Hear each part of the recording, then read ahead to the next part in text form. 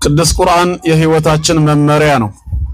ቁርአን ከአላህ ዘንድ ለኛ የተሰጠ የመጨረሻ ወህይ ነው።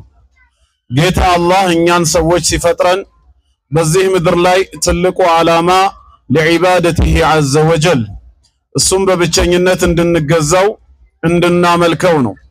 አላህ ራሱ በሱረቱ ዛሪያት እንደነገረን አዑዙ ቢላሂ ሚነሽ ሸይጣኒ ረጂም ወማ ኸለቅቱል ጂነ ወልኢንሰ ኢላ ሊያዕቡዱን ሰዎችንም ሆነ አጋንንትን እኔን በብቸኝነት ሊያመልኩ ሊገዙ እንጂ ለሌላ ዓላማ አልፈጠርኳቸውም ነው ያለው።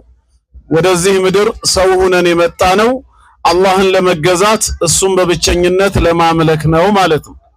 እንዴት አላህን ማምለክ እንዳለብን በምን መልኩ እሱን መገዛት እንዳለብን ለኛ ለማብራራት አላህ ምን አደረገ?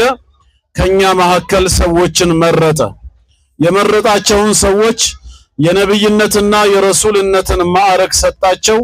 ከዛም በእነሱ በኩል ወህዩን ወይም መለኮታዊ መጽሐፍን አወረደ ማለት ነው። ሱረቱል ሐዲድ ላይ እንደተናገረው ለቀድ አርሰልና ሩሱለና ቢልበይናት በእርግጥም መልእክተኞቻችንን በግልጽ ማስረጃዎች ወደ ህዝቦቻቸው ልከናቸዋል። ወአንዘልና መዐሁሙል ኪታበ ወልሚዛን ከነሱም ጋራ መጽሐፍንና ህግን አውርደናል። ዋናው ዓላማም ሊየቁመ ናሱ ቢልቅስጥ ሰዎች በፍትህ ቀጥ እንዲሉ ህይወታቸውን እንዲመሩ ያስችላቸው ዘንድ ነው ብሏል።